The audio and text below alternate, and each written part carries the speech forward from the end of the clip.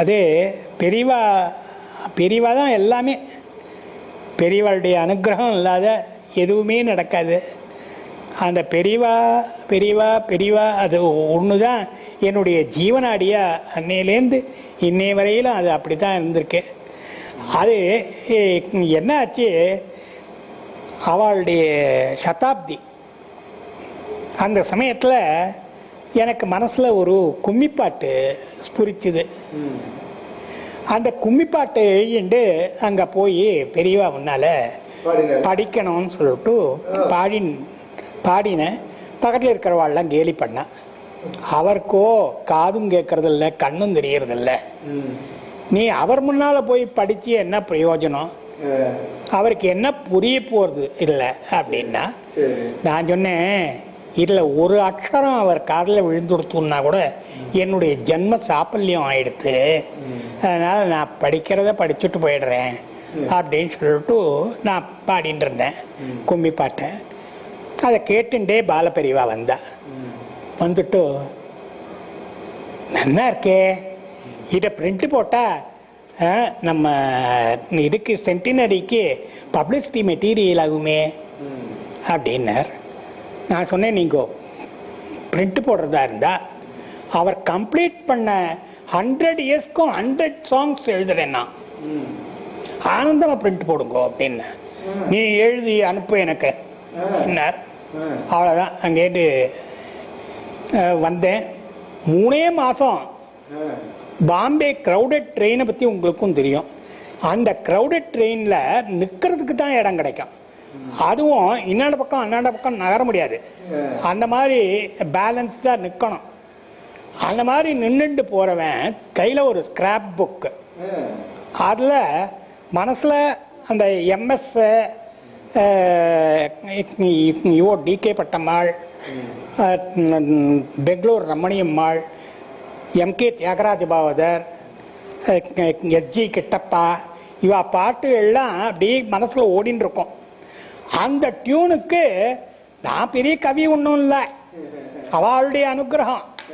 அவள் என்ன பண்ணிவிட்டா, அதுக்கு கரெக்டாக எனக்கு வேர்டிங்ஸ் விழுற மாதிரி பண்ணிவிட்டா. அதை ஸ்கிராப் புக்கில் குறிச்சிப்பேன். அவ்வளோதான். ஆஃபீஸ்க்கு போய் லன்ச் டயத்தில் அதை ஃபேர் காப்பி பண்ணுவேன். ஃபேர் காப்பி பண்ணிவிட்டு அங்கேருந்து ஆற்றுக்கு வருவேன். ஆற்றுக்கு வர வழியிலையும் அதே மாதிரி நின்றுட்டு எழுதிட்டு வருவேன். ஆற்றுக்கு வந்து அதை ஃபேர் காப்பி பண்ணுவேன். சாப்பிட்டுட்டு உட்காந்து ஃபேர் காப்பி பண்ணுவேன். அந்த மாதிரி பண்ணி ஒரு 2 மாதத்தில் 100 சாங்ஸ் ஐ ரோட். இல்லை, எல்லாம் கும்மி பாட்டு இல்லை, வேரியஸ் சாங்ஸ், வேரியஸ் மெட்டீரியல். இப்போ பார்த்தாக்கா எம்எஸ்தே காற்றினிலே வரும் கீதம், அதுக்கு சங்கர் குரல் சங்கீதம், சங்கர குரல் சங்கீதம். அந்த மாதிரி அதே மாதிரி தீராத விளையாட்டு பிள்ளை, அதே மாதிரி அது 100 ஆண்டு முடிந்திட்ட முனியை, அதே மாதிரி 5 வயதினிலே அரிய பருவத்தில் பாடியிருக்கானோ அந்த இது அப்படியே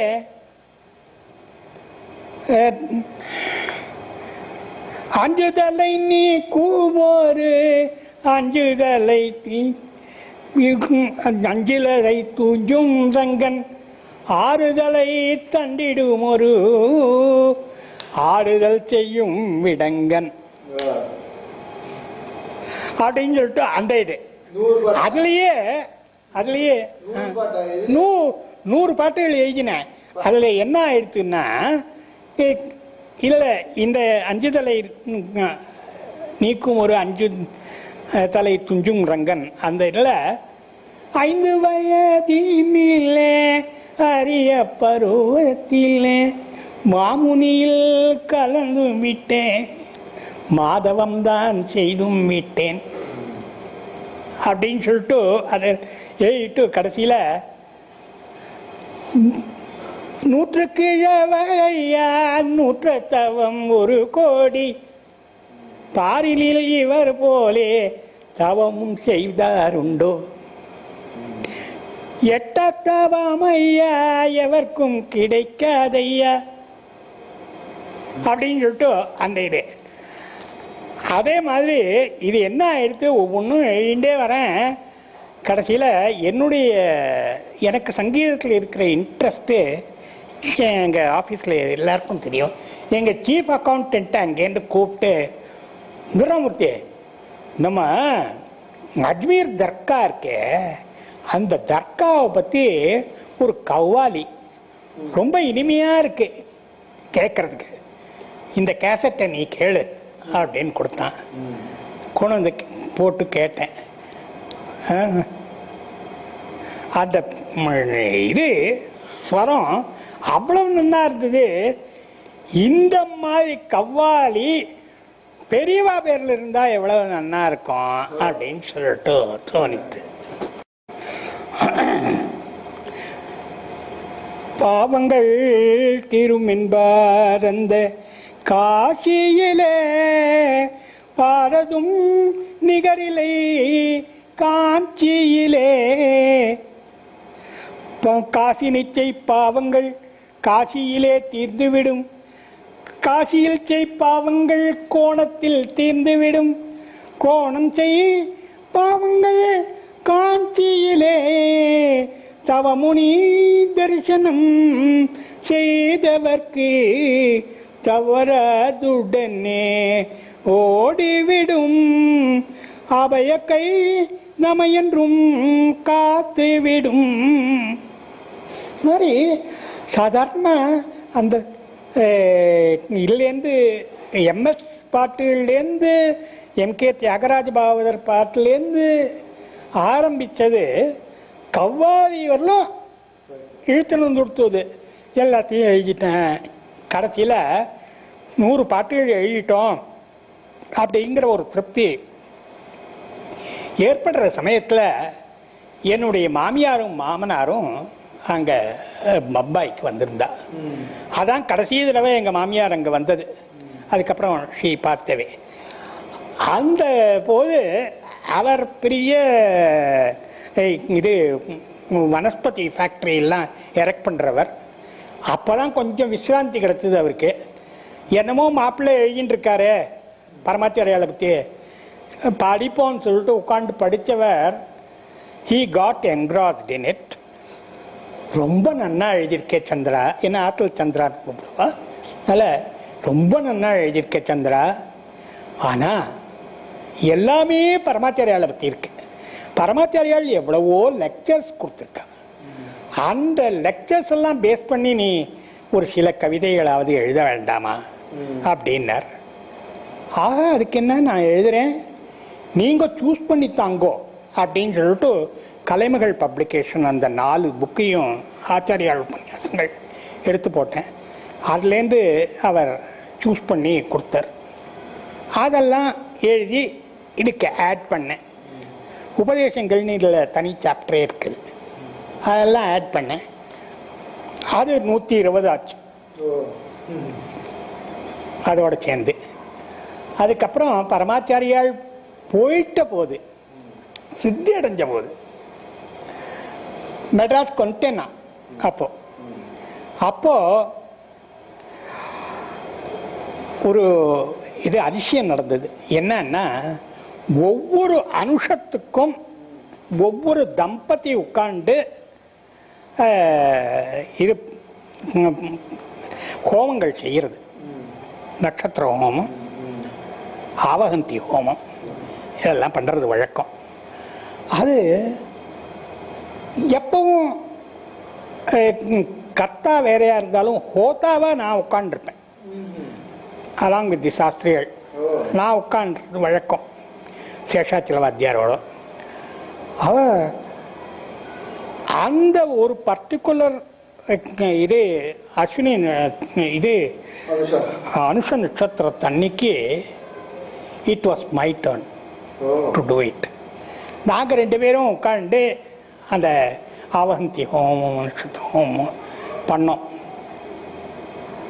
அன்னைக்கு மடிப்பாக்கம் சுவாசினிகள் அங்கே பஜனை பண்ணுற மத்தியானம். அந்த பஜனை நடந்துட்டு இருக்கிறச்ச ஒருத்தர் ஓடி வந்தார். நிறுத்துங்கோ நிறுத்துங்கோ, பெரியவா முக்தி அடைஞ்சுட்டா, அதனால இனிமேலும் நீங்கள் பாடின்னு இருக்கக்கூடாது. நான் சொன்னேன், என்ன பைத்தியகார்த்தனமாக இருக்கு, யார் இந்த மாதிரி முக்தி அடைஞ்சாலும் பெரியவா இது அகண்ட தீபம் ஏற்ற சொல்லுவா, மோட்ச தீபம் ஏற்ற சொல்லுவா. அந்த மாதிரி மோட்ச தீபம் ஏற்றுவோம் இப்போ பரமாச்சாரியாளுக்காக. வாத்திய இல்லாத அவ பஜனையை தொடங்கட்டும், பகவன் நாமாவதான சொல்லிட்டு இருக்கா, பஜனையை தொடர்ந்து நடத்தட்டும் அப்படின்னு. அதே மாதிரி அவளும் பஜனையை தொடர்ந்து நடத்தினா, என் பொண்ணும் பாடினா, எல்லாம் நடந்தது. அது அந்த இதில் என்ன ஆயிடுத்து, கடைசியில் அதை அனுஷ நட்சத்திரத்தன்னைக்கே அந்த இது பாக்கியம் எனக்கு கிடைச்சதுனால அதை நான்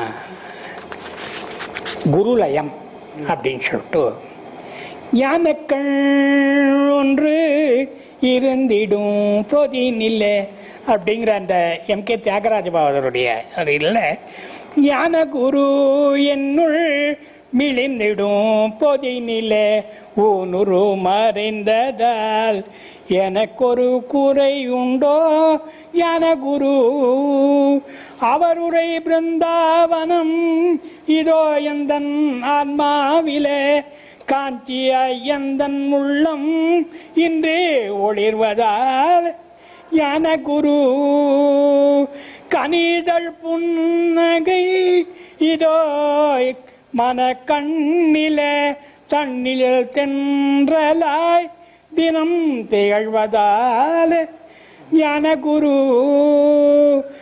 அவருரை உபதேசம் இதோ எந்தன் செவியிலே அன்புரு என்றென்றும் அருள் பாலிப்பதால் ஞான குரு அருள்மிகு திருவடி இதோ எந்தன் சிரத்திலே என்றிடும் இருந்தென்னை காத்திடுவதால் ஞான குரு அனுஷத்தில் தோன்றி ஒரு அனுஷத்தில் மறைந்திட்டார், அனுஷத்தில் இறுதியில் என்னுள்ளே கலந்திட்டார் ஞான குரு அப்படின்னு சொல்லிட்டு இதோட அவர் குரு எனக்குள்ளேயே லயம் ஆயிட்டார் அப்படின்னு சொல்லிட்டு அந்த இது அது கடைசியில் என்ன எடுத்தோ இதை ஜெராக்ஸ் எடுத்து எல்லாத்தையும் அவருக்கு பாலபிரிவாளுக்கு அனுப்பிச்சிருந்தேன். இதெல்லாம் ஆட் பண்ணுறதுக்கு முன்னால் அது அதை அனுப்பிச்சிருந்தேன். அது பார்த்துட்டு ரொம்ப நன்னா இருக்கே, குழந்தை ரொம்ப நன்னா எழுதியிருக்கானே, இதை அவனுக்கு கொடுங்கோ அப்படின்னு சொல்லிட்டு ஒரு லக்ஷ்மி விக்கிரகம் ஒரு சரஸ்வதி விக்கிரகம் கொடுத்தனுச்சா. இதில் ஒரு கோயின்சிடென்ஸ் என்னன்னா, அதுக்கு ஒரு 15 நாள் முன்னால் தான் நான் ஸ்ரீவித்யோபாசனை அந்த இது பண்ணுற போது அர்ச்சனை பண்ணுற போது இது சச்சாவர ரமாவாணி சவ்ய தட்சிணை சேவிதா அப்படின்னு சொல்லி நம்ம குங்குமார்ச்சனை பண்ணுறோமே, இந்த அம்பிகை தனியாக உட்காண்டிருக்காளே எங்கே லலித்தை, அவளுக்கு 2 பக்கமும் ரமாவும் வாணியும் இருந்தால் எவ்வளவு நல்லா இருக்கும் அப்படின்னு மனசில் தோணித்து. அது தோணி 15வது நாள் இந்த விக்கிரகம் எனக்கு கிடைச்சுடுத்து. ஆனால் அப்புறம் சப்சிக்வெண்ட்லி நான் இதுக்கு மடத்துக்கு போனபோது மடத்தில் இருக்கிறவா அதை மிஸ்பிளேஸ் பண்ணிட்டா, அதனால் என்னால் ஐ எம் ஹெல்ப்லெஸ், நான் ஒன்றும் பண்ண முடியல அப்படின்னு பாலபரிவா சொன்னேன். நான் சொன்னேன், எல்லாம் எப்பப்போ நடக்கணும்க்கோ அப்போ தான் நடக்கும் எல்லாம், நீங்களும் நானும் சொல்லி என்ன புண்ணியம் அப்படின்னா, இவ்வளவு வருஷங்களுக்கு அப்புறம் ஜெயராமன் சொல்லிட்டு ஒரு ஃப்ரெண்டு கோயம்புத்தூர் வந்தவர். அவர் அங்கேருந்து ஃபோன் பண்ணி, நீங்கள் இவ்வளவு உன்னதமாக எழுதியிருக்கேள், எனக்கு அனுப்பிச்சா நான் அதை பெரும் பாக்கியமாக நினைப்பேன், அதை பிரிண்ட் பண்ணுவேன் அப்படின்னார். சரின்னு சொல்லிட்டு அவருக்கு அனுப்பிச்சேன். அது இதாச்சு, பிரிண்ட் ஆச்சு. அதுதான் இந்த புஸ்தகம்.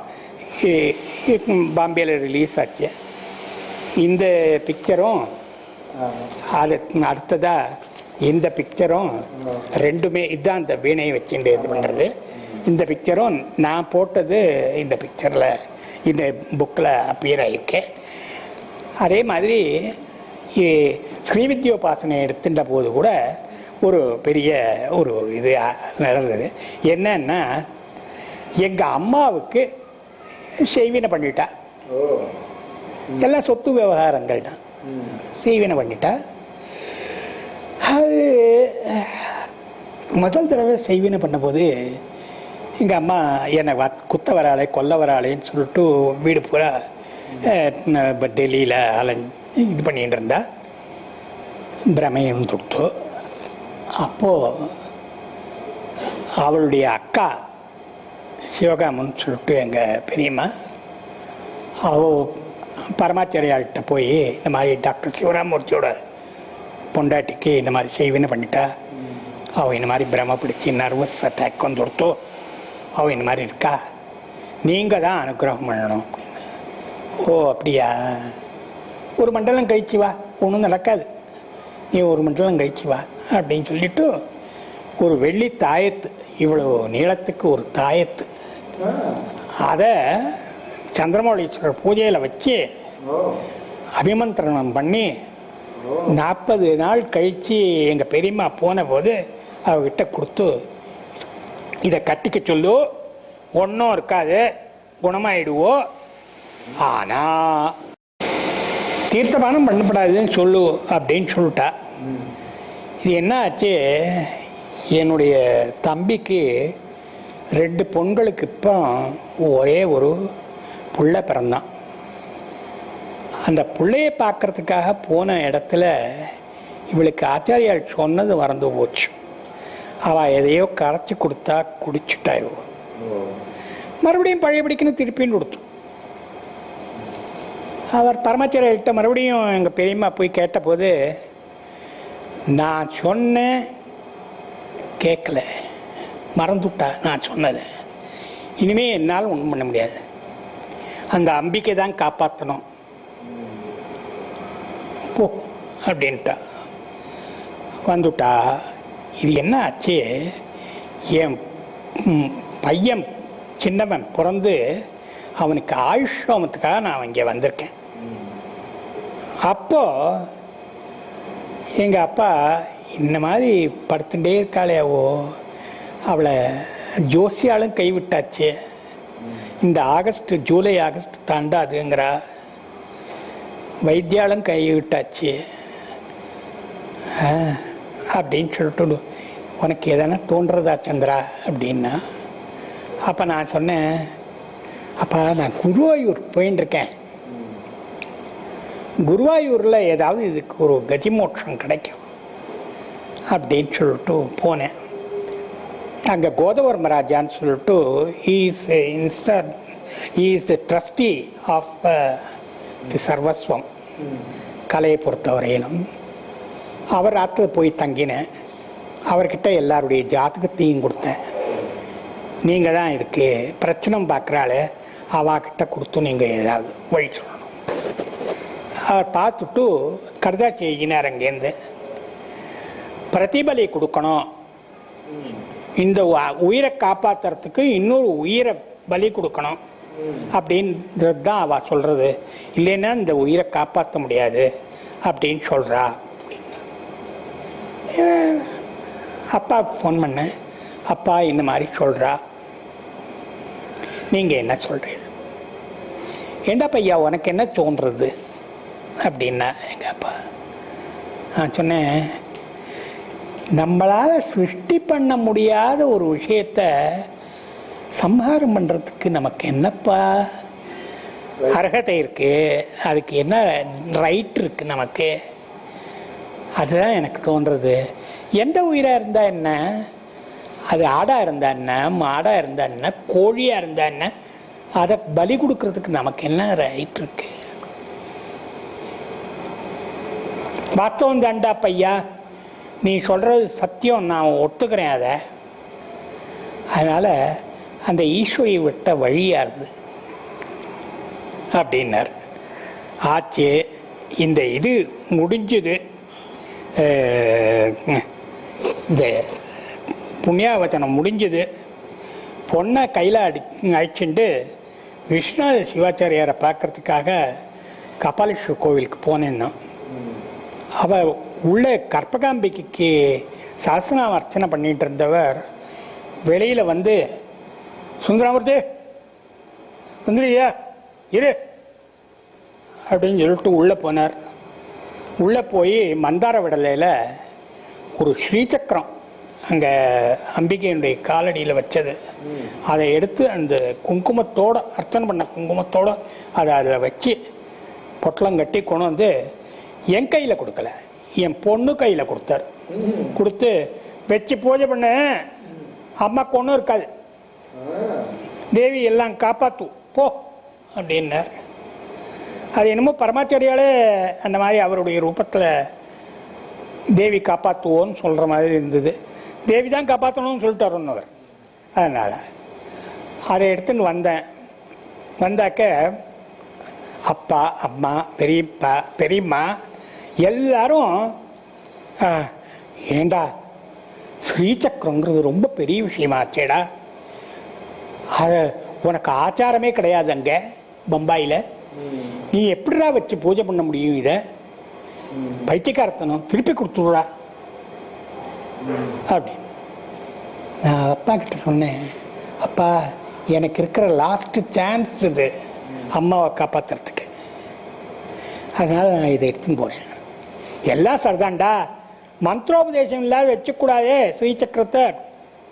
அப்படி மந்திரோபதேசம் இல்லாத வச்சக்கூடாதுன்னா மந்திரோபதேசம் தானே வந்துட்டு போகிறது அப்படின்னு அவன் தான் தைரியமாக சொல்கிறான். நோடி எடுத்துன்னு போட்டோமேன்னா எங்கள் பெரியம்மா, அவ்வளோதான், அவள் பெரிய விஷயம் அவள் சொல்லிட்டான்னா சரி, 2 பேரும் ஒத்துணுட்டா. எடுத்துட்டு கிளம்பினேன். என் ட்ரெயினில் என்னுடைய கம்பார்ட்மெண்ட்டில் ஒருத்தர் கூடவே வந்துட்டு இருந்தார்.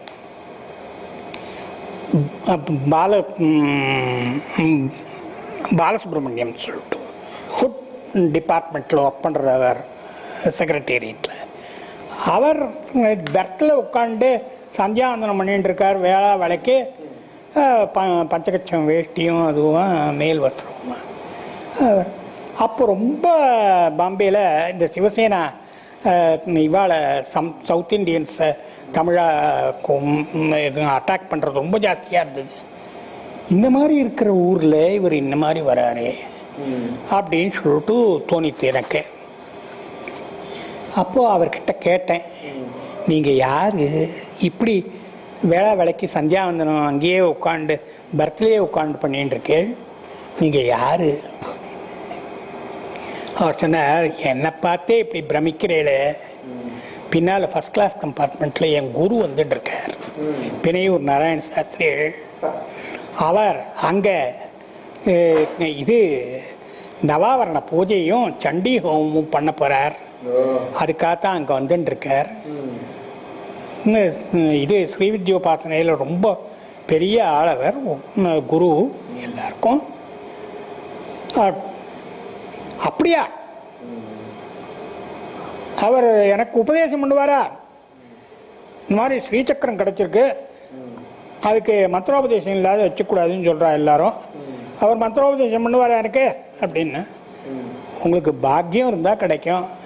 நான் செய்யக்கூடியதெல்லாம் தாதரில் இறங்கினதும் நீங்கள் இறங்கின இடத்துலையே நில்லுங்கோ, நான் போய் அவரை அழைச்சின்னு வரேன், நீங்கள் உங்களை இன்ட்ரடியூஸ் பண்ணிக்கோங்கோ, மேலே உங்களுடைய திறமை, அவருடைய இது மன நிலை அவர் கொடுத்தாருன்னா வாங்கிக்கோங்கோ அப்படின்னார். அதே மாதிரி போய் அழிச்சிட்டு வந்தார். அழிச்சிட்டு வந்த உடனே, யாருப்பா நீ, மந்திரோபதேசம் வேணும்னு கேட்டியா, என்ன விஷயம் அப்படின்னார். நான் அப்பய தீட்சிதர் வம்சம், சமரபங்கோ தீட்சிதருடைய பரம்பரை நாங்கோ. அப்பை தீட்சிதரோட மருமான் சமயபங்கோ தீட்சிதர், அவருடைய வம்சம் நாங்கோ.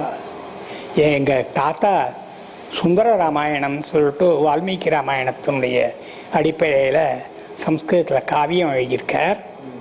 எங்கள் அப்பா பெரிய இது இண்டாலஜிஸ்ட்டு, ஆர்கியாலஜிஸ்ட்டு, பெரிய பிராஜ்ஞர். அவர் பரமாச்சாரியாளுக்கு ரொம்ப வேண்டியவர்.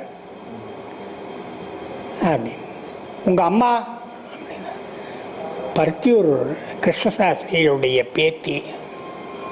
அப்படியா, யாரோட பொண்ணு அப்படின்னார். பருத்தியூர் பட்டாபிராம சாஸ்திரி டிஇஓவாக இருந்தார், அவருடைய பொண்ணு. பேர் சம்பூர்ணான்னு பேர். ஓஹோ, சம்பூர்ண தத்த பேர் என்ன இருக்கு, கல்யாணம் ஆயிடுத்து அவனுக்கு? ஆஹா, ஆயிடுத்து. எந்த ஊர் பொண்ணு? வளவனூர். வளவனூரா? எந்த ஆண்டா அப்படின்னார். வளவனூர் கோவிந்த ஐயர், மல்லாக்கொட்டை கோவிந்த ஐயர்னு சொல்லுவார், அவருடைய கொள்ளு பேத்தி. பரம தர்மிஷ்டராச்சேடா அவர். எனக்கே வரதான் கல்யாணம் பண்ணி வச்சார். மகா மேதாவிகளுடைய வம்சத்தில் வந்திருக்க மகா தர்மிஷ்டருடைய பரம்பரையில் கல்யாணம் பண்ணிட்டு இருக்க. உனக்கு இதோட என்னடா பெரிய குவாலிஃபிகேஷன் வேணும்? நான் தங்கியிருக்க இடத்துக்கு வாடா, எல்லாம் பேசிக்கலாம் அப்படின்னார். சரின்னு சொல்லிட்டு போனேன்.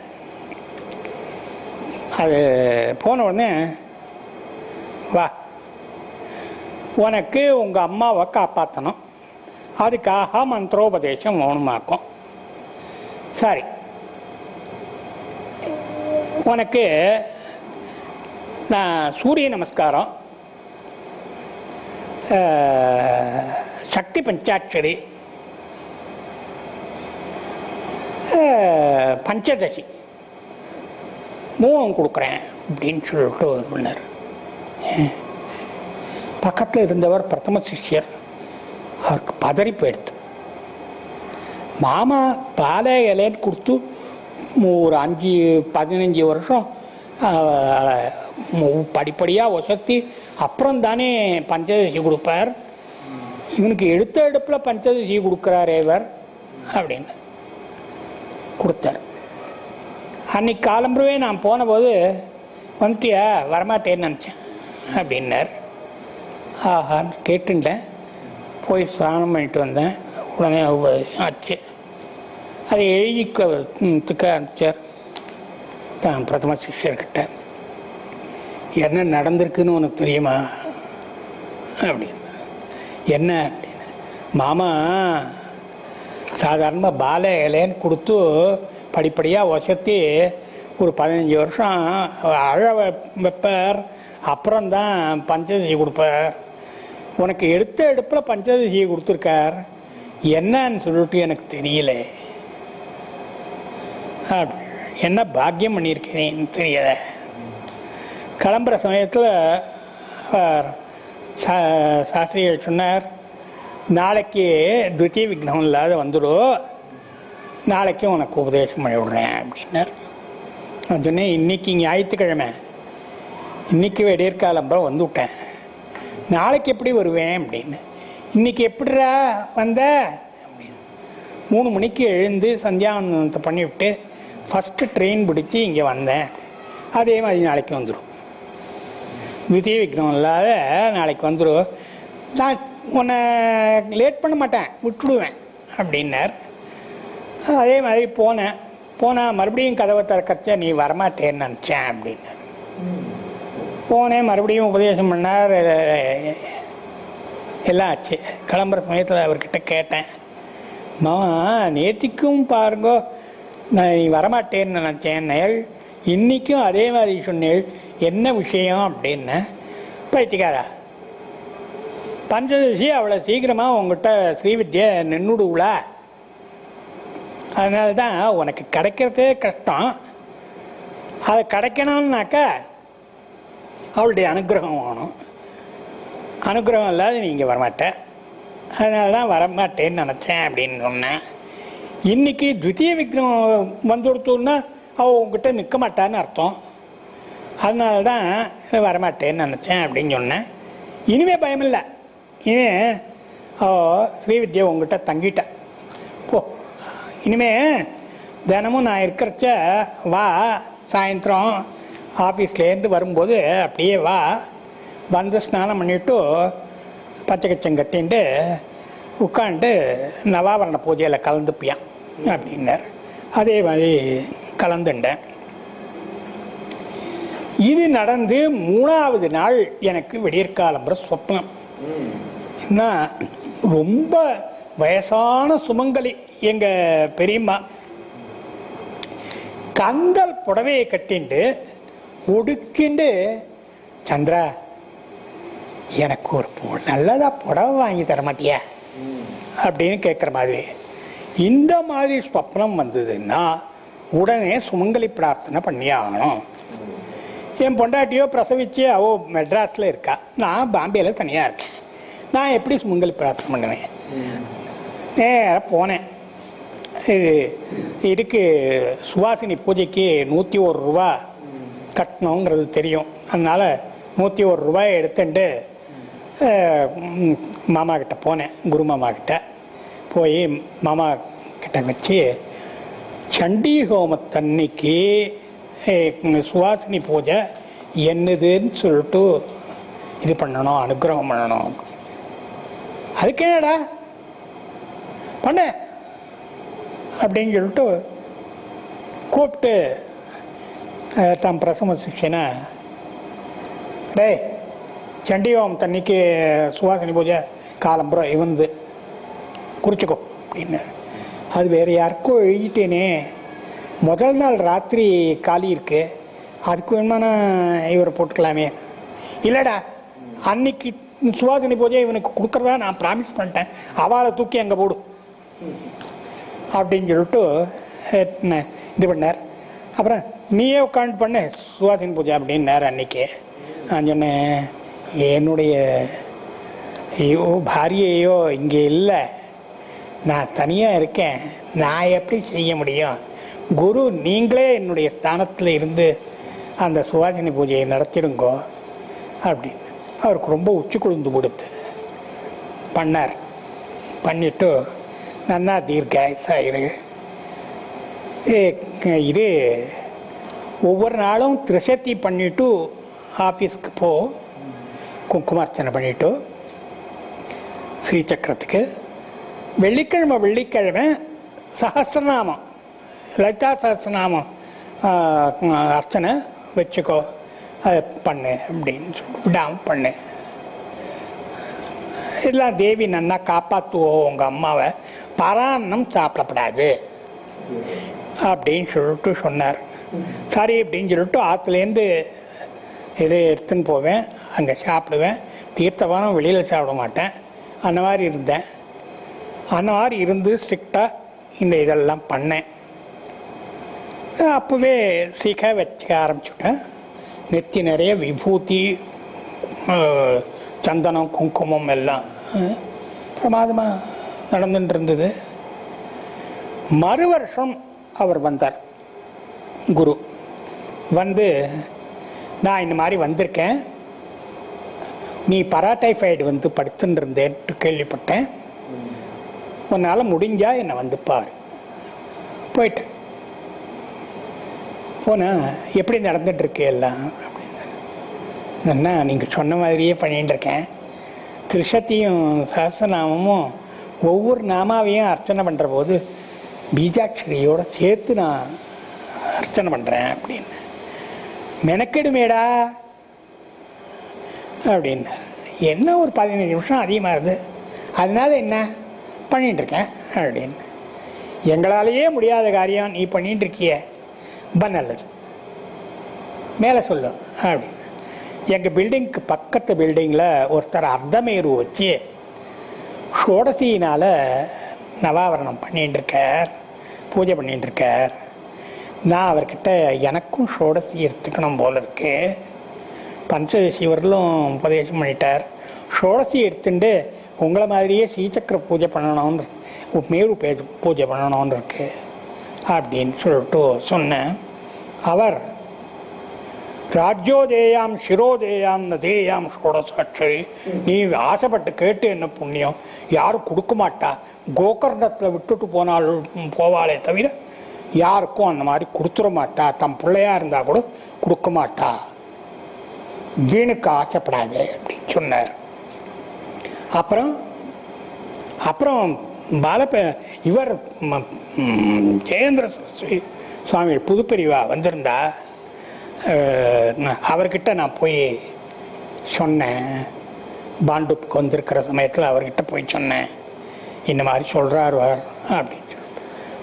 மந்திரத்தினுடைய மகிமை அவர் சொல்லியிருக்கார். அவ்வளோதானே. நீ மனசார விரும்புறியோன்னோ எடுத்துக்கணும்னு நிச்சயம் கிடைக்கும் போ அப்படின்னாரு.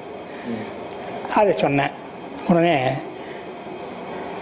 அவரே புதுப்பெரியவாள கிடைக்கும்னு சொல்லிட்டாலும் கிடைக்கும் போ அப்படின்னு சொல்லிட்டா வந்துவிட்டேன் ஆற்றுக்கு. வந்து 3ஆம் நாள் அங்கேருந்து மெசேஜ் வருது எனக்கு. ஒரு பொண்ணுக்கிட்ட சொல்லி அனுப்பிச்சார், இந்த மாதிரி இந்த இன்னிலேருந்து இத்தனாவது நாள் வர சொல்லு, நான் அவனுக்கு ஷோடசி கொடுத்துட்றேன் அப்படின்னு சொல்லு. அவ்வளோதான். என் பொண்டாட்டி என்னோட அங்கே குருங்கிட்ட வந்துட்டா.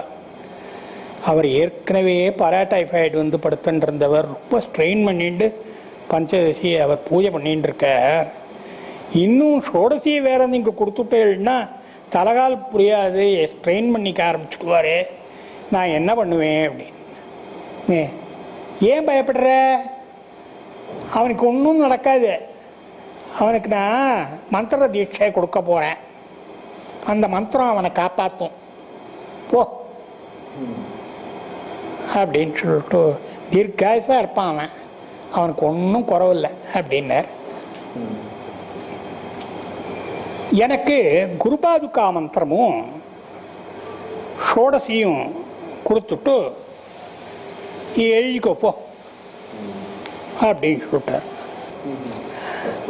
அவரை வழி அனுப்புறதுக்காக ஸ்டேஷனுக்கு போனோம். கோலாப்பூர் போயின்னு இருந்தார் அவர். அங்கே தான் இவர் பெரியவா தங்கியிருந்தா.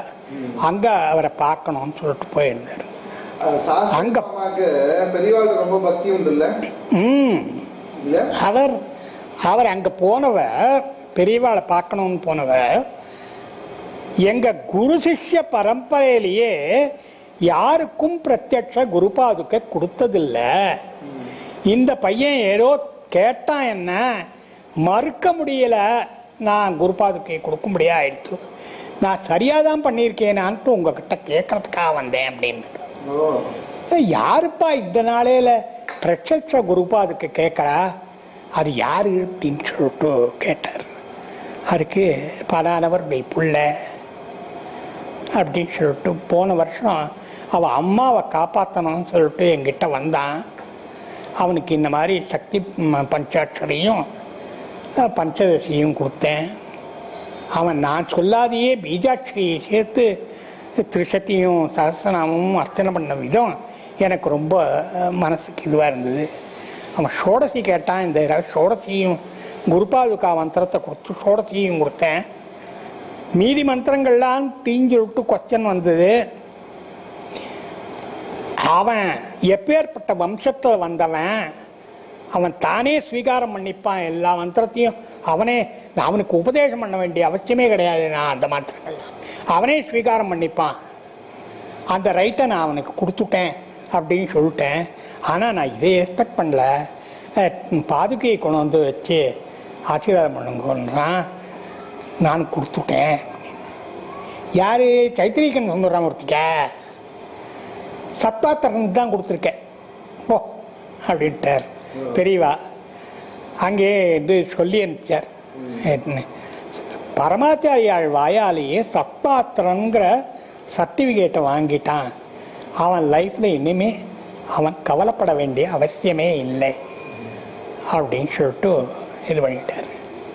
அந்த மாதிரி ஆரம்பித்த ஷோடசி பூஜை எனக்கு இன்னி வரையிலும் காப்பாற்றின்னு இருக்கு. எங்கள் அம்மாவை மட்டும் இல்லை, ஏன் ஜாண்டிஸ் வந்து பொழப்பலான்னு கிடந்த எங்கள் ஒய்ஃபையும் அந்த ஒரு பூஜை தான் காப்பாற்றிட்டு என் பையனையும் இன்னைக்கு அதுதான் நடமாட வச்சிருக்கு, நல்லா காப்பாற்றிருக்கு. என்னையும் அது இதுவரையும் 60 வயசுக்கு மேலே எழுத ஆரம்பிச்சேன்னா இன்னைக்கு 70 வயசுல என்ன மந்திரங்களுக்கெல்லாம் அர்த்தம் எழுத முடியாத நிலைமைக்கு கொண்டு விட்டுருக்கு. இதில் என்ன ஆயிடுத்தோ, நான் அம்மன் தரிசனம்ங்கிற மேகசீனில் எழுத ஆரம்பித்ததே ஒரு வேடிக்கை. டிஎஸ் கோதண்டராம சர்மான்னு சொல்லிட்டு அவர் ஜெகத்குரு மேகசீனில் நான் ருத்ரம் சமக்கத்துக்கு ஒரே எழுதின ஆரம்பித்த போது அதை பார்த்துட்டு விஷ்ணுசூரியினுடைய ஒரு இது வியாக்கியானம், அதில் ரொம்ப உன்னதமான வியாக்கியானம் அது. ஏன்னா மீதி பேரை போல வேர்ட் டு வேர்ட் மீனிங் இல்லை, ஃபிலசாபிக்கல், ஹைலி ஃபிலசாபிக்கல். அதையும் சேர்த்து அபூர்வமான அதையும் சேர்த்து நான் அதை விளக்கங்கள் எழுதினேன். அதை படிச்சுட்டு ரொம்ப நன்னா இருக்கே இது அப்படின்னு ஒவ்வொருடையும் ஃபோன் பண்ணுவார் டிஎஸ்கே மாமா. ஒரு நாள் என்ன பண்ணார், நீங்கள் காஞ்சி மடத்துக்கு மட்டும்தான் எழுதுவீளா, சிருங்கேரி மடத்துக்கு எழுத மாட்டீங்களா அப்படின்னார். எனக்கு இந்த மதபேதங்கள்லாம் கிடையாது. யார் என்கிட்ட பிரியத்தோடு வந்து கேட்குறாளோ அவள் எல்லாருக்கும் நான் எழுத தயார் அப்படின்னு சொல்லிட்டு நான் சொன்னேன். அதுக்கு மறுநாளே Padmanabhan phone the editor of Amman Darisanam phone பண்ணி, டிஎஸ்கே மாமா சாதாரணமாக யாரையும் போக மாட்டேன், அப்பேற்பட்டவா வாயை திறந்து உங்களை ஆகாசத்துக்கும் பூமிக்குமா புகழ்ந்தான்னா நீங்கள் உண்மையாகவே பெரியவளாக்கும், நீங்கள் எழுதி எங்கள் மேகசீனை பிரகாசப்படுத்தணும் மாமா, நீங்கள் எழுதணும் அப்படின்னு. சரின்னு சொல்லிட்டு ஜென்ரல் டாபிக்ஸு, ரிலிஜியஸ் டாபிக்ஸு எழுத ஆரம்பித்தேன். இதில் என்கிட்ட இருக்கிற ஒரு குவாலிஃபிகேஷன் என்னன்னா, ஒவ்வொரு ஆர்டிக்கலையும் ஆரம்பிக்கிற போது மேலே ஸ்ரீ மகா பெரியவாள் துணை போட்டு எழுத ஆரம்பிப்பேன். அம்மன் தரிசனத்தில் அப்படி போட்டு போட மாட்டாளே. அதுதான் அம்மன் தரிசனத்தில் ஸ்ரீ மகாபெரிவாள் துணைங்கிறத கம்போஸ் பண்ணுறது இல்லை, ஆர்டிகளை தானே கம்போஸ் பண்ண போகிறேன். ஆனால் நான் எழுதுறது ஆரம்பிக்கிற பிள்ளையார் சூழி போடுற மாதிரி இதையும் எழுதிடுவேன். ப்ரூஃப் ரீடர்ஸ் பார்க்கல அளவுந்தோம். அதனால அவள் கொஸ்டின் ரைஸ் பண்ணியிருக்கா. அந்த மடத்துக்காரருக்கு இந்த மடத்தில் பிராதானியம் எப்படி கொடுக்க போச்சு. இதில் ஒரு வேடிக்கை என்னன்னா, 60வது வர்த்தந்தியும் போது, பாரதி தீர்த்தருடைய வர்த்தந்தியும் போது 60 எமினன்ட் ஸ்காலர்ஸ் இன் மெட்ராஸ்னு சூஸ் பண்ணி வேரியஸ் லைன்ஸில் அதில் என்னையும் ஒன் ஆஃப் தி 60s சேர்த்து எனக்கு அவள் ஆனர் பண்ண ஷால் ஸ்க்ரால் எல்லாம் கொடுத்து ஆனர் பண்ண. ரெண்டாவது இந்த 61வது வருஷமும் மறுபடியும் கூப்பிட்டு எனக்கு ஷால் போட்டு ஆனர் பண்ண. அப்புறம் சப்சிக்வெண்ட்லி சுவாமிகளே என்னை ஏரில் ஆயிடுச்சுன்னு வந்து திருப்பி அனுப்பிச்சு அங்கே ஷால் போட்டு என்னை ஆனர் பண்ணார். அப்படிலாம் ஆனது இவாளுக்கெல்லாம் கொஞ்சம் ஒரு மாதிரி. அந்த மடத்தை சேர்ந்தவனுக்கு இந்த மடத்தில் என்ன பிராதானியம், எப்படி கொடுக்க போச்சு கொஸ்டின் ரைட் பண்ணியிருக்கு. இது ஆச்சாரியால் வரலும் போயிருக்கு, பாரதி தீர்த்தர் வரலும் போயிருக்கு. பாரதி தீர்த்தர் சொல்லியிருக்க, பைத்தியக்காரங்களா, அவர் என்ன விஷயம் எழுதுறார் அதை பாருங்க. அவர் குருவை விட முடியாது, மகாபிரிவா துணைன்னு சொல்லிட்டு போடுறார். அதனால என்ன உன்னதமான விஷயங்கள்லாம் எழுதின்னு இருக்கார். அதை படித்து திருப்தி படாத அவர் யாரு என்ன ஏது யாருடைய சிஷ்யர்னு கொஸ்டின் பண்ணிட்டு உட்காந்துருக்கேள போங்கடான்ட்டு. அதையும் பத்மநாபன் தான் எனக்கு வந்து சொன்னார். ஆச்சாரியார்கிட்டே இந்த மாதிரி ஃபீட்பேக் வந்திருக்கு, அவர் உன்னதமான விஷயங்கள்லாம் எழுதின்னு இருக்கார், அதனால் அவர் யாருடைய சிஷ்யங்கிறத பார்க்காதீங்கோ, யாருங்கிறத பார்க்காதீங்கோ, என்ன மாதிரி விஷயங்களை எழுதுறார் அப்படிங்கிறத பார்த்து அதை ரசிக்கிறதுக்கு தெரிஞ்சுக்குங்கோ அவரை போல இன்னொருத்தர் எழுத முடியாது அப்படின்னு ஆச்சாரியால் வாயாலே வந்திருக்கு. அதனால் நீங்கள் இதை பற்றிலாம் கவலைப்படாத, நீங்கள் எழுதுங்கோ.